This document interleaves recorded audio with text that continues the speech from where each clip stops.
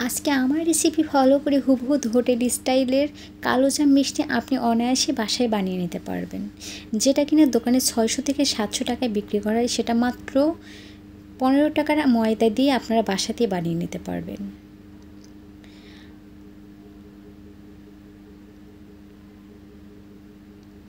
আর খেতে এতটাই মজা, আপনারা বুঝতে পারবেন এটা দোকান থেকে কেনা নাকি বাসায় বানিয়েছেন। আজকের এই কালোজাম মিষ্টিটি বানানোর জন্য আমি এখানে নিয়েছি 5 টেবিল চামচ ডালডা। ডালডাটা আমি গরম করে গুলিয়ে নিয়েছি। এখন একটা পাত্র নিয়েছি, পাত্রের মধ্যে দিয়ে দিলাম সেই 5 টেবিল চামচ ডালডা।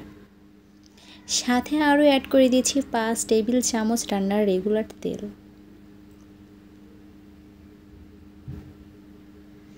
দিয়ে দিয়েছি হাফ কাপ ময়দা, হাফ কাপ গুঁড়ো দুধ। যে পরিমাণে আটা বা ময়দা ব্যবহার করব ঠিক সম পরিমাণেই গুঁড়ো দুধটা ব্যবহার করতে হবে। এখন দিয়ে দিলাম 3/4 টেবিল চামচ বেকিং সোডা।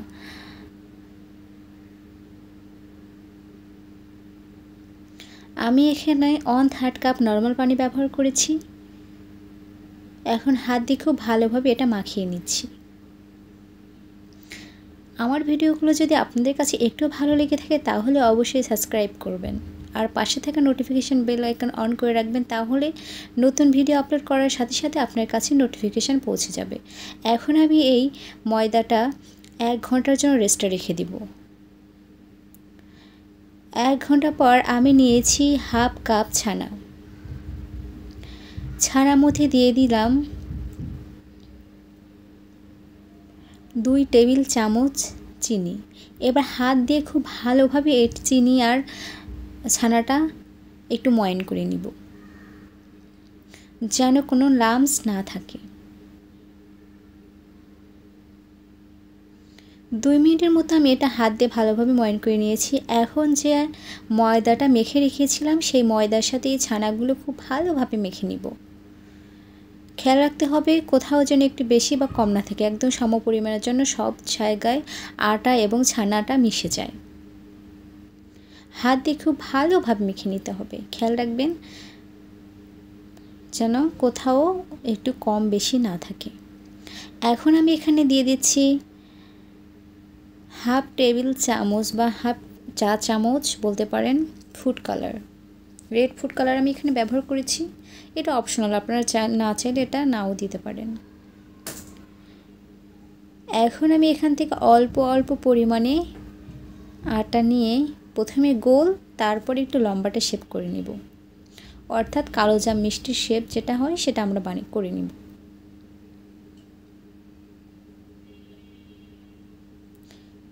এই যে জাস্ট সিম্পল, আপনারা প্রথমে গোল করে নেবেন, তারপরে একটু লম্বাটে শেপ দিয়ে নেবেন।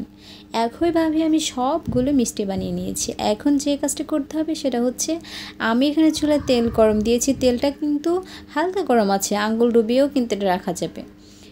এরকম অবস্থায় মিষ্টিগুলো ছেড়ে দিতে হবে। হাই হিটে কিন্তু মিষ্টিগুলো ভাজা যাবে না, তাহলে উপরটা লালচে কালার হয়ে যাবে আর ভিতরে কিন্তু কাঁচা থেকে যাবে। এই জন্য এটা লো টু মিডিয়াম হিটে ভাজতে হবে। এই মিষ্টিগুলো ভেজে নিতে আমার সময় লেগেছে 8 থেকে 10 মিনিট। সো বুঝতেই পারছেন আমি কতটা লো হিটে এটা জাল করে নিয়েছি বা ভেজে নিয়েছি। আপনারা একটু পরিমাণে কম দিবেন। দেখতেই পাচ্ছেন মিষ্টিগুলো কিন্তু ফুলে ডাবল হয়ে গিয়েছে। যখন আপনি এটা শিরাতে দিবেন এটা ফুলে ট্রিপল হয়ে যাবে।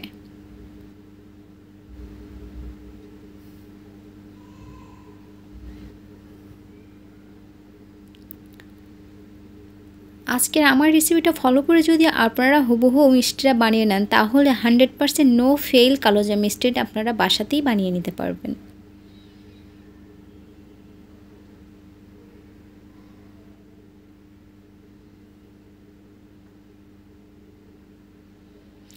আমার হাজব্যান্ড খাওয়ার সময় বলছিল, এটা কি তুমি বিস্কিট দিয়ে বানিয়েছো? আসলে ময়দা দিয়ে যে এটা বানিয়েছি বুঝতেই পারিনি, এতটাই টেস্টি হয়েছিল।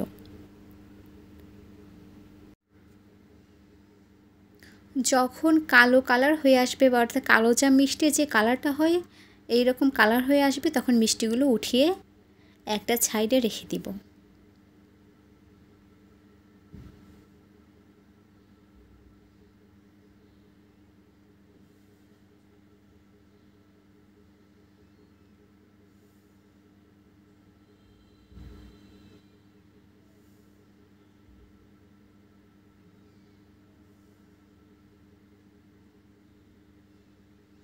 এখন শিরার জন্য একটা বড় পাত্র নিয়েছি, সেই পাত্রের মধ্যে আমি দিয়ে দিচ্ছি 3 কাপ পানি।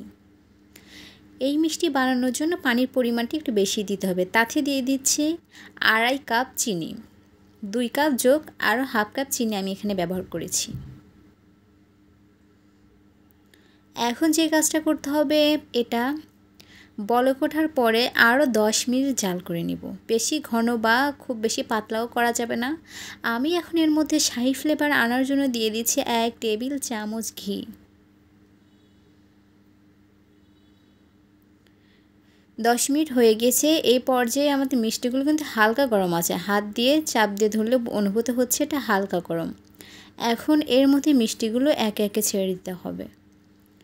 এই পর্যায়ে চুলার আঁচটা কিন্তু একদম লোতে থাকবে।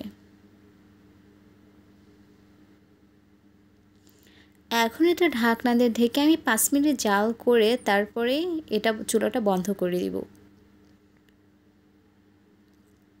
চুলাটা বন্ধ করে আমি এটা 30 মিনিটের মতো ডুবিয়ে রেখেছিলাম শিরায়। 30 মিনিট পর দেখতেই পাচ্ছেন একদম মিষ্টিগুলো শিরা খেয়ে ডাবল তো ট্রিপল হয়ে গিয়েছে, মাশাল্লাহ। চাপ দিলে একদম নরম তুলতুলে হয়েছে, দেখতেই পাচ্ছেন। এখন যে কাজটা করতে হবে, তার আগে আমি আপনাদেরকে একটা মিষ্টি কেটে দেখাচ্ছি আসলে ভিতরটা কেমন হয়েছে। অনেকের মনে প্রশ্ন থাকতে পারে যে আমি তো কালার দিয়েছিলাম, তাহলে কালারটা গেল কই? আপনারা যখন মিষ্টিটা বানাবেন তখন বুঝতে পারবেন আসলে ভাজার পরে ওই কালারটা আর থাকে না, একদম কালারটা চলে যায়।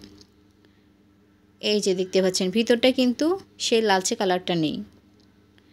এখন যেটা করতে হবে সেটা হচ্ছে আমি এটা গুঁড়ো দুধে গুলিয়ে নেব। সাথে আমি এটা ইনস্ট্যান্ট মাও তৈরি করার জন্য গুঁড়ো দুধের মধ্যে দিয়ে দিলাম 1 টেবিল চামচ মতো ঘি। এখন এই গুঁড়ো দুধ আর ঘির মধ্যে এটা গড়িয়ে নিলেই ব্যাস হয়ে গেল আমার কালোজাম মিষ্টি রেডি। অবশ্যই একবার হলেও বাসায় ট্রাই করবেন এই কালোজাম মিষ্টিটা। আশা করছি আপনাদের কাছে অনেক বেশি ভালো লাগবে। আবার বলছি, আমার রেসিপিগুলো যদি আপনাদের কাছে একটুও ভালো লেগে থাকে তাহলে অবশ্যই লাইক, কমেন্ট, চ্যানেল সাবস্ক্রাইব করে পাশেই থাকবেন।